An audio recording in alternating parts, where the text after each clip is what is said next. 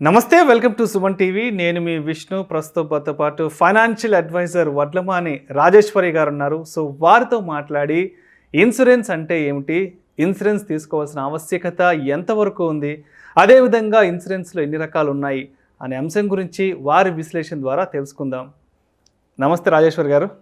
నమస్తే అండి. నమస్తే సుమన్ టీవీ ప్రేక్షకులకు అందరికీ నా నమస్కారాలు. రాజేశ్వరి గారు, ఇన్సూరెన్స్ గురించి ఎంత మాట్లాడినా, ఎంత తెలుసుకున్నా సరే ఎంతో కొంత మిగిలే ఉంటుంది తెలుసుకోవాల్సింది. సో నేనేం చేస్తానంటే, మీలాంటి ఫైనాన్షియల్ అడ్వైజర్ని కలిసిన ప్రతిసారి ఇన్సూరెన్స్ గురించి అడుగుతూనే ఉంటాను, తెలుసుకుంటూనే ఉంటాను, అండ్ నాకు తెలిసిన వాళ్ళకు కూడా చెప్తూనే ఉంటాను. అయితే ఇవాళ మరొక్కసారి మీ ద్వారా ఇన్సూరెన్స్ గురించి తెలుసుకుందాం అనుకుంటున్నాను. అసలు ఇన్సూరెన్స్ అంటే ఏంటి, ఇన్సూరెన్స్ తీసుకోవాల్సిన ఆవశ్యకత ఎంతవరకు ఉంటుందంటారు? మీరు చెప్పినట్టు ఇన్సూరెన్స్ అన్న సబ్జెక్టు ఎండ్లెస్ సబ్జెక్ట్ అండి. మనం ఎంతమందితో మాట్లాడితే, నేను ఎంతమంది కొత్త క్లయింట్స్తో మాట్లాడుతుంటే నాకు కొత్తగా ఎగ్జాంపుల్స్తో వాటికి చెప్తుంటాను. ఒకేసారి చెప్పింది మళ్ళీ రెండోసారి అది రిపీట్ కాదండి. సో ఈ సబ్జెక్ట్ అన్నది ఎండ్లెస్ సబ్జెక్టు. విన్న వాళ్ళకి ప్రతి దీంట్లోని కొత్తగానే అనిపిస్తుంది. సో ఇన్సూరెన్స్ అన్నది మనం ఒక లేమ్యాన్ దీంట్లోని మాట్లాడితే అష్యూరెన్స్, భరోసా. ఓకే, నేను ఏదైనా పని చెయ్యాలి, ఆ పని నేను చేయలేను, అన్ని పనులు నేను చేయలేను, కానీ నేను కొన్ని టాస్క్లు కొంతమందికి అసైన్ చేస్తాను. నేను ఒక బిల్డింగ్ కట్టుకోవాలి, బిల్డింగ్ కట్టుకున్నప్పుడు నేను ఒక కాంట్రాక్టర్ని పిలిచి నేను చెప్తాను, బాబు ఈ బిల్డింగ్ నువ్వు కట్టాలి, నీకు ఎంత కావాలి ఏంటి నువ్వు చెప్పు, నేను నీకు కావాల్సినవన్నీ నేను ఇస్తాను, నువ్వు నాకు బిల్డింగ్ కట్టిపెట్టు. నేను ఆయన మీద నమ్మకంతో నా అమౌంట్ ఇచ్చి, ఆయన ఏమో నా కోసం అనేసి బెస్ట్ సర్వీస్ చేయాలని నా కోసం ఆ బిల్డింగ్ కట్టి పెడతారు. సేమ్ ఇన్సూరెన్స్ అన్నది, ఇన్సూరెన్స్ కంపెనీస్ ఉన్నాయండి.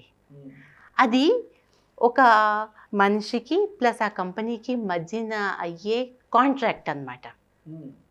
ఏంటంటే నేనంటాను, నాకు నా లైఫ్కి నా వాల్యూ నేను కట్టుకుంటాను. అంటే నా వాల్యూ నాది ఎంత, నాకు ఏదైనా నాకు అయితే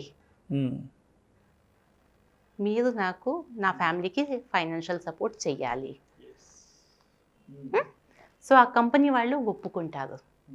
ఒప్పుకొని నా ఇన్కమ్ ఎంత, నా ఏజ్ ఎంత, ఓకే, నేను నా వాల్యూ నేను ఒక ₹1 కోటి చెప్పాను అనుకోండి, వాళ్ళు అంటారు కాదండి మేడం, మీ వాల్యూ ₹1 కోటి కాదు 10 కోట్లు.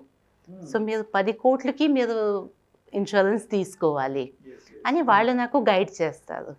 గైడ్ చేసినప్పుడు నేను ఒక సర్టెన్ అమౌంట్ నేను వాళ్ళకి పే చేస్తాను. చిన్న అమౌంట్ పే చేస్తాను.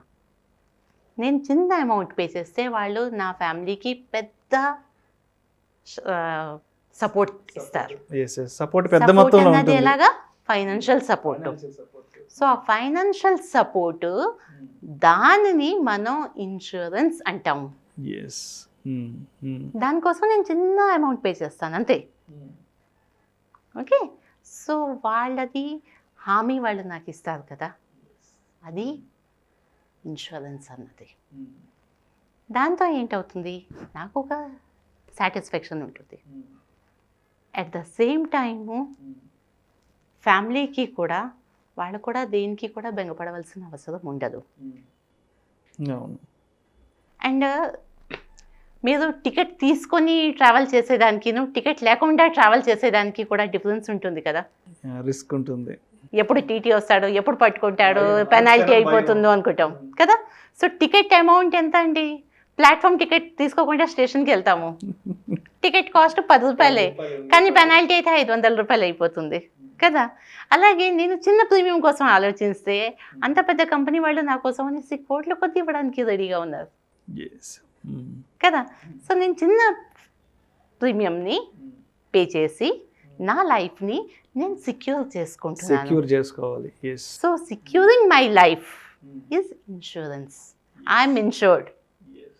అదండి. ఇంకొకటి, ఇన్సూరెన్స్ అన్నది ప్రతి ఒక్కళ్ళకి కూడా ఇన్సూరెన్స్ అంటే ఉన్నది అంటారు. ఏం ఇన్సూరెన్స్ ఉన్నది, ఎంత ఉన్నది, ఎవరికి తెలియదు. బాండ్స్ ఉన్నాయి మేడం ఇంట్లోని అంటారు. మా అడ్వైజర్కి తెలుసు అంటారు. నేను అడగలేదా వాళ్ళతోని అంటే మా వాడేను. ఓకే, అంతా తనే చూసుకుంటాడు. మీ వాడేను, కానీ మీకు తెలియాలి కదా మీకు ఏంటి ఉంది, ఎంత ఉన్నది అన్నది.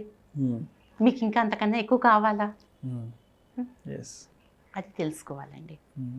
ఇన్సూరెన్స్లోని 3 అయితే, ఇప్పుడు బేసిక్ నీడ్స్ అంటావు కదా మనకి లైఫ్లోని 3 బేసిక్ నీడ్స్ అనేసి మనం చిన్నప్పుడు చదువుకున్నాం అనా, ఫుడ్, షెల్టర్ అండ్ క్లాత్స్ అనా. హిందీలోని రోటీ కపడా ఆర్ మకాన్ అనేవాళ్ళు. అది ఉంటే నీడ్స్ అన్నీ అయిపోయేవి అనేసి అనుకునేవాళ్ళు మన పెద్దవాళ్ళు. కానీ టైం ఇంత అడ్వాన్స్ అవుతుంది కదండి. ఈ అడ్వాన్స్ టైంలోని మనకి మన నీడ్స్ అన్నది కూడా చేంజ్ అయ్యాయి. ఫుడ్, షెల్టర్, క్లాత్స్ ఇవైతే compulsory. We cannot survive without all these 3. But దీనన్నిటికన్నా కూడా ఇంకొక 3 కూడా మన లైఫ్లో యాడ్ అయ్యాయి. అవి ఉంటేనే ఎస్ వీఆర్ సేఫ్ అని అనుకోవచ్చు. రైట్. అయితే ఇప్పటి వరకు అసలు ఇన్సూరెన్స్ యొక్క ఇంపార్టెన్స్ ఏంటి, నీడ్ ఏంటో చెప్పారు కదా. అయితే అసలు ఇన్సూరెన్స్లో ఎన్ని రకాలు ఉన్నాయంటారు, అవి ఏవేవి? ఇన్సూరెన్స్ అనేది హ్యూజ్ సబ్జెక్ట్ అండి. కానీ ఇప్పుడు మన కోసం అనేసి నార్మల్గా మనకైతే first of all health insurance అన్నది చాలా ఇంపార్టెంట్ అంటే. Health insurance, term insurance and life insurance. మనం ఎవరి దగ్గరైనా వెళ్ళి అడిగితే ఇన్సూరెన్స్ అనేది ఉందండి, ఎల్ఐసి ఉందండి అంటారు. యా, ఎల్ఐసి కా సాత్ జీవన్ ఆప్కే సాత్ అంటారు. సో ఎల్ఐసి అన్నది వాళ్ళు ఇన్సూరెన్స్ అనుకుంటున్నారు. ఎల్ఐసి అన్నది ఇన్సూరెన్సే, కానీ ఎల్ఐసిలోని ఇన్సూరెన్స్ ఏ ఇన్సూరెన్స్, దాని నీడ్ ఏంటి, దాని పర్పస్ ఏంటనేది తెలియదు అన్నది అందరికీ తెలుసుకోవాలండి. హెల్త్ ఇన్సూరెన్స్ అన్నది ఏంటంటే అంతకు ముందు దాకా కూడా అన్నీ కూడా పొల్యూషన్ అవి ఎక్కువగా ఉండేవి కాదు, లైఫ్ స్టైల్ కూల్గా ఉండేది కాబట్టి జనాలు ఎక్కువ సిక్ అయ్యేవాడు కాదు. బట్ ఇప్పుడున్న పొల్యూషన్కి, ఇప్పుడు మనం తినే తేళ్ళకి, ఇప్పుడున్న లైఫ్ స్టైల్కి మనకి కంపల్సరీగా హెల్త్ ఇన్సూరెన్స్ ఉండాలి. ఎందుకంటే డే బై డే కొత్త కొత్త వైరస్లు వస్తున్నాయి. మనం ట్రావెల్ చేస్తూ ఉంటాం వెహికల్స్ మీద, అదిను యాక్సిడెంట్స్ అవుతూ ఉంటాయి. ఇవన్నీ అయినప్పుడు మనం సంపాదించే సంపాదన చాలా తక్కువ, కానీ హాస్పిటల్ బిల్స్ చూసామంటే చాలా పెద్ద పెద్ద బిల్స్ వస్తాయి. ఎందుకంటే వాళ్ళు కూడా కోట్లు కొద్ది ఖర్చు పెట్టి అడ్వాన్స్ టెక్నాలజీవి, మిషనరీస్ అవి అన్నీ కూడా తెచ్చిపెట్టినారు. సో వాళ్ళని కూడా మనం తప్పు పట్టేది లేదు. కాబట్టి మెడికల్ అన్నది ఇప్పుడు చాలా ఎక్స్పెన్సివ్ అయిపోయింది. అందుకోసం అనేసి మనకైతే హెల్త్ ఇన్సూరెన్స్ అనేది కంపల్సరీగా ఉండాలి. ఓకే.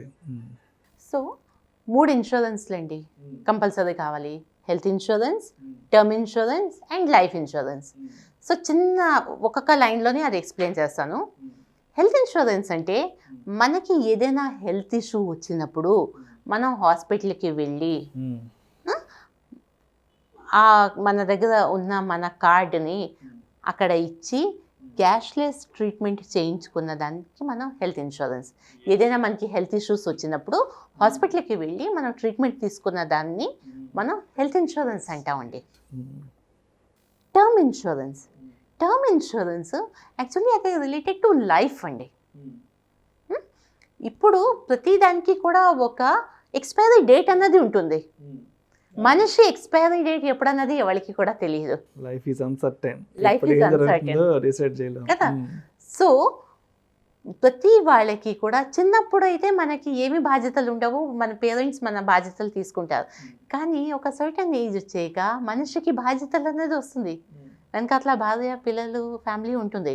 సో వాళ్ళ నీడ్స్ని ఫుల్ఫిల్ చేయాలి అన్నది హెడ్ ఆఫ్ ది ఫ్యామిలీ వాళ్ళకి ఉంటుంది. కాబట్టి వాళ్ళకి టర్మ్ ఇన్సూరెన్స్ అన్నది ఇస్తే ఇన్ కేస్ జరగకూడదు ఏదైనా జరిగింది అంటే ఇన్సూరెన్స్ కంపెనీ వాళ్ళు ఆ పర్సన్ని రిప్లేస్ చేయలేరు, కానీ వాళ్ళకి వచ్చే వాళ్ళకి ఆ ఇన్కమ్ ఇస్తారు, సో దట్ ఫ్యామిలీవి గ్రోత్ ఆగిపోకూడదు. మనిషి పోతే అక్కడి నుంచి మనిషి నీడ్స్ కంప్లీట్ అయిపోతాయి, కానీ వాట్ అబౌట్ ద పీపుల్ ఉన్న వాళ్ళకి ఏంటి? పిల్లల్ని చదివించుకోవాలి, పెళ్ళిళ్ళు చేయాలి, మళ్ళీ జీవితాన్ని అంతా తినడానికి కావాలి కదా. సో అవి ఎక్కడి నుంచి వస్తాయి? వాటి కోసం అనేసి టర్మ్ ఇన్సూరెన్స్ అండి. నెక్స్ట్ కూడా లైఫ్ ఇన్సూరెన్స్. లైఫ్ ఇన్సూరెన్స్ కూడా టర్మ్ లాంటిదే. ఓకే, ఇందులోని ఏదైనా రిస్క్ అయితే సర్టెన్ అమౌంట్ వస్తుంది, ఏమి కాలేదు అనుకోండి అప్పుడేంటి? చాలా మంది అదే అడుగుతారు. అండ్ ఎక్కడికైనా వెళ్ళి ఇన్సూరెన్స్ కోసం వచ్చాము అంటే వాళ్ళు చచ్చిపోతేనే వస్తాయి, మేము చచ్చిపోవాలని కోరుకుంటావా అని అడుగుతారు. సో ఇన్సూరెన్స్ అన్నది మనం పోతేనే కాదండి, మనం ఉంటే కూడా వస్తాయి. అండ్ ప్రతి గోల్కి ఇప్పుడు మనిషికి పిల్లల చైల్డ్ ఎడ్యుకేషన్ ఉండాలి, మ్యారేజ్ ఉండాలి, అబ్బాయికి బిజినెస్ సెటప్ చేయాలన్నా ఉండాలి, మన రిటైర్మెంట్ కావాలి, ఇవన్నీ కావాలి కదా. సో వీటిని గోల్ని బేస్ చేసుకొని కూడా ఇన్సూరెన్స్ ఇస్తాము. ఒకవేళ ఏదైనా రిస్క్ అయిందనుకోండి, రిస్క్ కవర్ వస్తుంది. లేదనుకోండి మీ డబ్బుల్ని మీరు ఎంజాయ్ చేస్తారు. అది లైఫ్ ఇన్సూరెన్స్. దాన్ని సింపుల్గా ఎండోమెంట్ ప్లాన్స్ అంటామండి. కానీ ఎండోమెంట్ ప్లాన్ని మనం మామూలుగానే ఎల్ఐసి అనేస్తాము. Thank you so much Rajeshwari garu. Insurance గురించి, అదేవిధంగా ఇన్సూరెన్స్ యొక్క ఆవశ్యక గురించి, అండ్ ఇన్సూరెన్స్లో అసలు ఎన్ని రకాలు ఉన్నాయనే విషయాల గురించి మా ప్రేక్షకులకు మీ విశ్లేషణ ద్వారా చాలా చక్కగా వివరించారు. Thank you so much madam. Thank you అండి. Thank you.